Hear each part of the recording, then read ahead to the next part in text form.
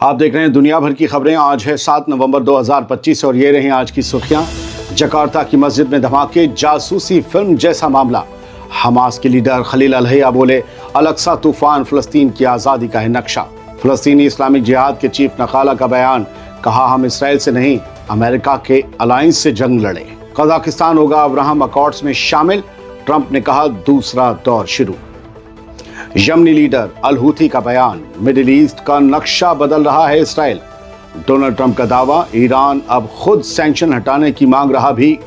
और तेहरान पर सूखे का साया, शहर खाली कराने पर किया जा रहा गौर। इन हेडलाइंस के अलावा भी हैं कई अहम खबरें। आजाद बोल इंडिया में आपका खैर मकदम है। मैं हूं आदिल खान आजाद और यह है स्पेशल प्राइम टाइम शो दुनिया भर की खबरें। थोड़ा लेट इसलिए क्योंकि आपके लिए लेटेस्ट अपडेट लाने में थोड़ी देर होती है। तो चलिए शुरू करते हैं तफसील से खबरों का ये सिलसिला। सबसे पहले वो खबर जो किसी जासूसी कहानी जैसी लगती है। इंडोनेशिया में जुमे की नमाज के दौरान धमाके हुए, 50 से ज्यादा लोग जख्मी हो गए, लेकिन मस्जिद में मिली राइफल पर लिखे वेलकम टू हेल और 1189 के स्लोगन का राज क्या है, आइए समझते हैं। एक जासूसी फिल्म जैसी कहानी है ये। इंडोनेशिया की कैपिटल जकार्ता के एक स्कूल की मस्जिद में जुमे की नमाज के वक्त कई धमाके हुए। 54 लोग, जिनमें स्टूडेंट और उस्ताद दोनों शामिल हैं, वो जख्मी हो गए। ये धमाके स्टेट सीनियर हाई स्कूल की मस्जिद में दोपहर 12:30 बजे हुए। पुलिस के मुताबिक ज्यादातर लोगों को शीशों के टुकड़ों और बम फटने से जो शॉक वेव्स पैदा होती हैं उनसे हल्की चोटें आई हैं, लेकिन हालात काबू में हैं। धमाके के बाद बम डिस्पोजल टीम ने पूरे इलाके को सील कर तलाशी ली। इस दौरान एक लंबी राइफल और एक पिस्तौल बरामद हुई और बस यहीं से मामला और ज्यादा सनसनीखेज हो गया। राइफल पर खुदे हुए लफ्जों ने जांच एजेंसियों को चौंका दिया, क्योंकि उस पर लिखा था ब्रेंटन टैरेंट, यानी 2019 के क्राइस्ट चर्च मस्जिद हमले का ऑस्ट्रेलियाई दहशतगर्द। और इसके बाद लिखा था अलेक्जेंड्रे बिसोनेटे, 2017 में कनाडा की क्यूबेक मस्जिद पर गोली चलाने वाला दहशतगर्द। और इसके साथ लिखा था 1189 यानी तीसरी सलीबी जंग यानी क्रूसेड का साल। और इन सब के अलावा एक डरावना नारा भी लिखा था, वेलकम टू हेल, यानी दोज़ख में तुम्हारा खैर मकदम है। साथ में लिखा था फॉर अगाथा, जो एक साजिशी थ्योरी से जुड़ा है, यानी जमीन के अंदर छिपे किसी गैर इंसानी निज़ाम पर यकीन रखने वालों की दास्तान। इतनी सारी चीजें, पूरी एक सस्पेंस थ्रिलर बन गई। पुलिस अब ये पता लगाने में जुटी है इंडोनेशिया की कि ये धमाके किसी दहशतगर्द साजिश का नतीजा है या लोकल लेवल पर बनी कोई घरेलू बम डिवाइस फटी है। जकार्ता पुलिस चीफ ने कहा कि अब तक किसी ऑर्गेनाइजेशन ने इस हमले की धमाकों की जिम्मेदारी नहीं ली, लेकिन हथियार पर लिखे नाम और स्लोगन साफ इशारा करते हैं कि हमले का सफ़ेद नस्ल परस्ती यानी वाइट सुप्रीमेसी से कोई रिश्ता हो सकता है और इसी एंगल से भी जांच हो रही है। अब मिडिल ईस्ट की खबरों का रुख करते हैं और सबसे पहले गजा और वेस्ट बैंक से जुड़ी कुछ बड़ी अपडेट्स सुन लीजिए। गजा के रफा इलाके में सुरंगों में फंसे तकरीबन 150 हमास लड़ाकों के बारे में बातचीत चल रही है। बताया जा रहा है कि अगर वो हथियार डाल दें तो उन्हें सेफ एग्जिट दिया जा सकता है। उधर डोनाल्ड ट्रंप ने कहा है कि US coordinated international stabilisation force बहुत जल्द गजा की जमीन पर होगी। ट्रंप का दावा है कि इसराइल की बार बार की खिलाफ वर्जियों के बावजूद सीजफायर अच्छा चल रहा है, लेकिन दूसरी तरफ इसराइली डिफेंस चीफ ने इसराइली फौज को हुक्म दिया है कि गजा की तमाम सुरंगें तबाह कर दो। इधर चौथी अपडेट यह है कि खान यूनिस में बमबारी और तोपखाने की आवाज़ें अब भी गूंज रही हैं, वो भी अमेरिका की दलाली से या मीडिएशन से हुए सीजफायर के दौरान। उधर इसराइल ने दावा किया है कि मिस्र से हथियार लेकर आ रहा एक ड्रोन गिरा दिया गया है। उसमें 3 असॉल्ट राइफल्स जो थी वो बंधी हुई थी, वो बरामद हो गई हैं। इसके बाद आईडीएफ ने मिस्र के बॉर्डर से लगते इलाकों को क्लोज्ड मिलिट्री जोन डिक्लेयर कर दिया है। भुखमरी और जंग पर 4 दहाइयों का तजुर्बा रखने वाले एलेक्स डिवॉल कहते हैं ये एक अलग अपडेट है। वो ये कहते हैं कि भले ही गजा पर बमबारी रुक जाए, लेकिन इसराइल की पैदा की गई भुखमरी फ़लस्तीनियों को कई पीढ़ियों तक, कई नस्लों तक मारती रहेगी। उनके मुताबिक गजा को महीनों तक जानबूझकर भूख की कगार पर रखा गया ताकि समाज, जिस्म और नस्ल सब पर असर पड़े। उधर गजा में बीमारियां भी जो हैं वो लोगों की जान ले सकती हैं और लेना शुरू कर चुकी हैं। UNDP के हेड एलेसांद्रो मार्किक के मुताबिक गजा में 2 मिलियन टन कचरा पड़ा है, वो भी बिना किसी ट्रीटमेंट के। कचरे के ढेर और तबाह इमारतों के मलबे ने गजा की हवा में जहर घोल दिया है। इसकी वजह से लोगों में डायरिया, खुजली, फोड़े, जूं और स्कैबीज जैसी बीमारियां तेजी से फैल रही हैं। डॉक्टर सामी अबू ताहा कहते हैं कि लोग खेमों में कचरे के पास रह रहे हैं, इसलिए स्किन डिजीज बेकाबू हो गई हैं। इन्हीं से मच्छर और भी जहरीले कीड़े पैदा होंगे, हल्के हल्के वो गजा के लोगों को काटेंगे और वो लोगों की मौत के सबब बन जाएंगे, बाइस बन जाएंगे। उधर वेस्ट बैंक की बात करना बहुत ज़रूरी है, जहां झड़पें, लड़ाई अब भी जारी है। तुलकारम के नज़दीक बैत लिद में इसराइली फोर्सेस से झड़पों के दौरान 15 फ़लस्तीनी ज़ख्मी हुए। ये इलाका पहले भी फ़लस्तीनियों की ज़मीन पर कब्ज़े और सेटलमेंट्स के ख़िलाफ़ चल रहे एहतजाजों की प्रोटेस्ट की वजह से सुलग रहा है। फ़लस्तीनी रेजिस्टेंस मूवमेंट हमास के सीनियर लीडर खलील अलैया ने बैरूत में अरब कौमी कॉन्फ्रेंस के 34वें इजलास में आज कहा कि ऑपरेशन अल-अक्सा तूफ़ान दरअसल उन साजिशों का जवाब था जो फ़लस्तीन के मसले को मिटाकर नया मिडिल ईस्ट बनाने की कोशिश कर रही थी। उन्होंने कहा कि गज़ा ज़ख्मी है मगर सरफराज है। गज़ा अपने समंदर, अपने मर्दों, अपनी औरतों और बच्चों के साथ आज भी मजबूती से डटा हुआ है, ये खलील अलैया का कहना है। अलैया ने उम्मत को पुकारते हुए कहा कि हम सबको मिलकर अपने कौमी मकासद की जंग जारी रखनी होगी।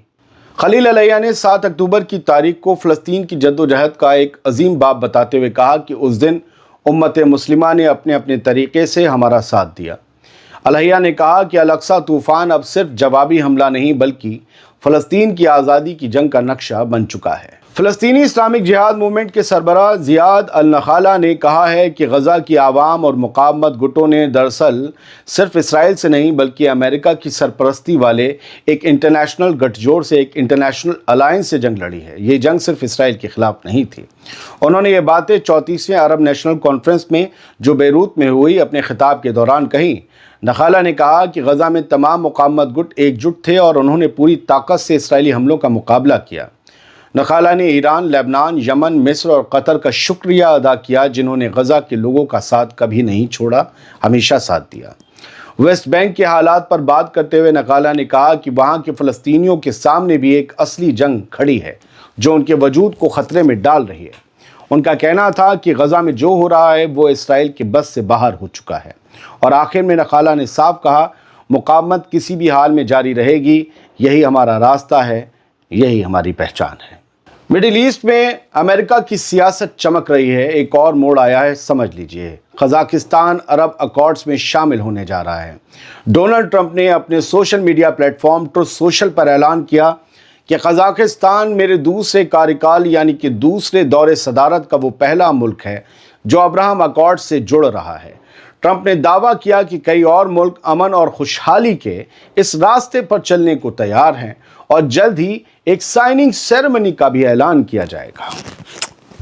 ट्रंप ने वॉशिंगटन में कज़ाकिस्तान के सदर कासिम जोमार्ट तोकाएव और सेंट्रल एशिया के 4 दूसरे रहनुमाओं के साथ डिनर भी किया। अब्राहम अकॉर्ड्स दरअसल वो नॉर्मलाइजेशन समझौते हैं दोस्तों, जो ट्रंप के पहले दौर में इसराइल और कुछ मुस्लिम मुल्कों जैसे बहरीन, मोरक्को, सूडान और UAE के बीच हुए थे। हालांकि कज़ाकिस्तान की कहानी कुछ और है। जो मैं समझाने जा रहा हूँ उसे सही से सुन लीजिए। ये कहानी मुख्तलिफ क्यों है? कज़ाकिस्तान तो इसराइल को 1992 में ही तस्लीम कर चुका था, यानी सोवियत यूनियन के बिखरने के फ़ौरन बाद। इसीलिए इस समझौते से कोई नई बुनियादी तब्दीली तो नहीं दिखती, लेकिन व्हाइट हाउस का कहना है कि ट्रंप की दूसरी इनिंग के लिए एक सियासी इशारा है ये, यानी अब्राहम अकॉर्ड्स का सिलसिला जिंदा है और आगे बढ़ेगा। कज़ाकिस्तान के बारे में भी थोड़ी इन्फॉर्मेशन दिए देता हूँ ताकि आपको आसानी हो जाए कि ये कैसा मुल्क है। यहाँ की आबादी 2 करोड़ से ज़्यादा है, जिसमें तकरीबन 70% आबादी मुसलमानों की है। रशियन कम्युनिटी के लोग यहाँ माइनॉरिटी हैं, यानी हुकूमत दीन को सियासत से जुदा रखती है क्योंकि कज़ाकिस्तान कहता है कि वो एक सेकुलर मुल्क है। यहाँ हिजाब या नकाब जैसे चेहरा ढकने वाले लिबासों पर पाबंदी है, मतलब ना हिजाब पहन सकते हैं ना नकाब, ख़ासकर सरकारी और तालीमी इदारों में। इस लिहाज से देखें तो हुकूमत सीधे दीन में दखल देने दखल देकर अपने कानून आवाम पर थोपती है, जबकि वो कहती है कि हम सेकुलर हुकूमत हैं, मज़हब और हुकूमत अलग है। ऐसी हुकूमत अगर अब्राहम अकॉर्ड्स ज्वाइन करना चाहे जो हिजाब और नकाब पर बैन लगाती है तो हैरत नहीं करनी चाहिए, मत होइए हैरान। अब यमन की बात किए लेते हैं, जहां का अंसरुल्लाह मूवमेंट यानी हूथी ग्रुप, इसके रहनुमा अब्दुल मलिक बदरुद्दीन अल हूथी ने यह कहा है कि ज़ायनी दुश्मन यानी इसराइल अमेरिका की मदद से मिडिल ईस्ट को नया नक्शा देने और ग्रेटर इसराइल को कायम करने की कोशिश में है। बेरूत में हुए 34वें अरब नेशनल कॉन्फ्रेंस को खिताब करते हुए अल हूथी ने कहा कि इसराइल खुलेआम मिडिल ईस्ट को दोबारा नई शक्ल देने, रीशेप करने और एक ग्रेटर इसराइल की बुनियाद रखने की साजिश कर रहा है। उन्होंने कहा कि अरब वर्ल्ड के कुछ मुल्क ऐसे हैं जो गजा पर 2 साल से जारी इसराइली जुल्म के बावजूद खामोश तमाशाई बने हुए हैं और अपनी जिम्मेदारियों से मुंह मोड़ रहे हैं। हिजबुल्लाह को निशाना बनाने की साजिश पर बोलते हुए अब्दुल मलिक अल हूथी ने कहा कि इसराइल लेबनान की हिफाजत करने वाली मुकावमत यानी रेजिस्टेंस मूवमेंट को बेअसर करने और गजा पर पूरी पकड़ जमाने के लिए हिजबुल्लाह को निहत्था करने की कोशिश कर रहा है। उन्होंने कहा कि अमेरिका और इसराइल के वेस्टर्न हिमायतियों दोनों का एक ही मकसद है, इस पूरे इलाके को अपने नक्शे के मुताबिक बदल देना। अब डोनाल्ड ट्रंप का एक बड़ा दावा सुन लीजिए कि ईरान गिड़गिड़ा रहा है कि हम पर से पाबंदियां हटा लो गुरु। अमेरिकी सदर डोनाल्ड ट्रंप ने दावा किया है कि ईरान अब खुद पूछ रहा है और कह रहा है कि क्या अमेरिका उस पर से इकोनॉमिकल पाबंदियां, आर्थिक पाबंदियां उठा सकता है। वॉशिंगटन में मीडिया से बात करते हुए डोनाल्ड ट्रंप बोले, ईरान पूछ रहा है कि क्या सैंक्शंस हटाए जा सकते हैं। उन पर बहुत सख्त अमेरिकी पाबंदियां हैं, ट्रंप ने कहा, जिनकी वजह से उनके लिए बहुत कुछ करना मुश्किल हो गया है। ट्रंप ने यह भी कहा कि मैं उनकी फरियाद सुनने को तैयार हूं, देखते हैं क्या होता है। इधर ईरान के यूनाइटेड नेशंस मिशन ने इस बयान पर कोई जवाब नहीं दिया, जबकि कुछ दिन पहले ईरान के रहबर आयतुल्लाह अली खामेनी ने कहा था, जब तक अमेरिका इसराइल को सपोर्ट करता रहेगा और मिडिल ईस्ट में दखल देता रहेगा और रीजन में अपने फौजी अड्डे बनाए रखेगा, तब तक ईरान और अमेरिका का कोई कॉपरेशन मुमकिन नहीं है। जबकि ट्रंप का आज का दावा इसके बिल्कुल उलट दिखाई दे रहा है। वैसे डोनाल्ड ट्रंप सुपर पावर के प्रेसिडेंट हैं और सुपर पावर होने की एक बहुत बड़ी जो गलती होती है वो ये होती है कि वहाँ का सदर कुछ भी बोल देता है और वो बोल देता है तो हेडलाइन बन जाती है। लेकिन हम डोनाल्ड ट्रंप के इस दावे से इत्तेफाक नहीं रखते हैं कि ईरान उनके आगे गिड़गिड़ा रहा है। अब एक अहम खबर ईरान से ही कि तेहरान शहर डूब नहीं रहा बल्कि सूख रहा है। ईरान के सदर मसूद पेज़ेश्कियान ने एक डराने वाली वार्निंग दी है।